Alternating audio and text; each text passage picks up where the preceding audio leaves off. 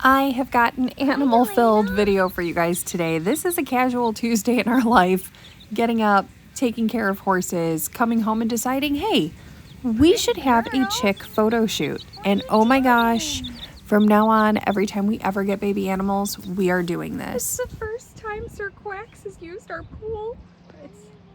Question for you guys, which of these animals do you like seeing in our videos the most? Drop the emoji in the comment section. A horse, a chick, or a duck?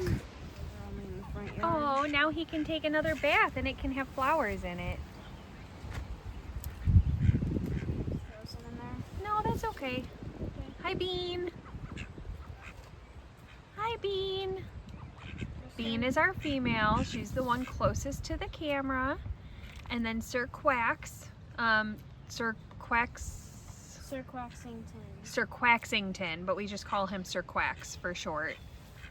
He's you can tell boy ducks apart with the curly tail.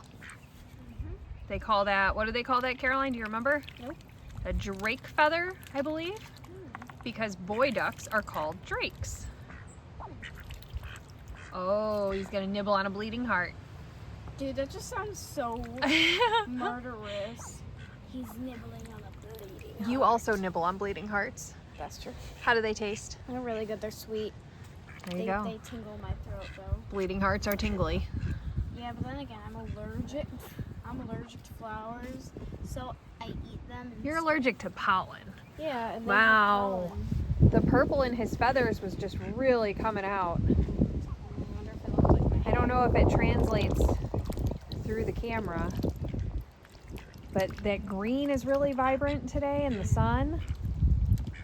And if you don't know about East Indy ducks, we are learning as we go, but how they're a little brown, that will go away.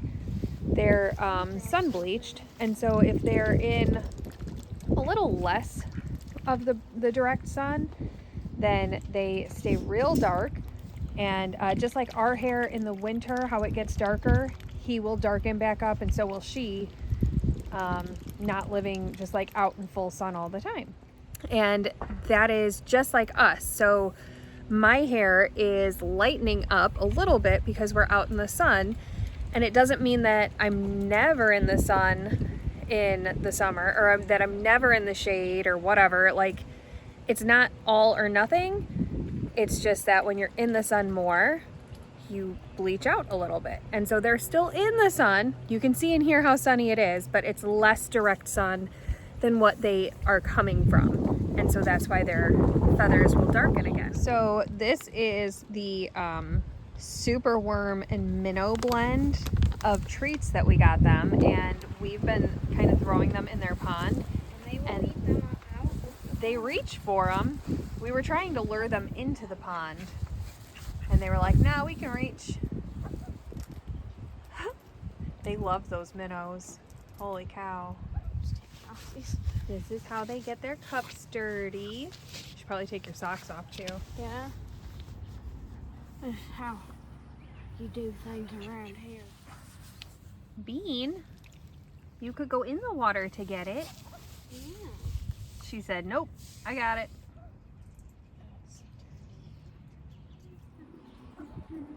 Caroline, what have you learned about ducks so far? But they're awesome. Get one. Yep. This is an official advertisement for ducks. Get one. So one thing that we've learned from working with animals is that, especially if they are in captivity, like ours, obviously, you want to give them some sort of enrichment, because in the wild, they wouldn't just go to a bowl and eat food. They would have to go and find it. So it's really good for their brains if you can enrich them somehow. And I wasn't entirely sure how to do that with ducks, but it turns out just tossing things in their pond, they're real excited about. And they still get it. It's not super difficult, but it does make them take that extra step of like, how can I get this? Although, like, it would be a lot easier if they would just get in the pond. They could just, but they're choosing not to. Oh, you haven't. I thought you were being sarcastic. I know, you sarcastic, you never would come. Never. Keep her on the rail.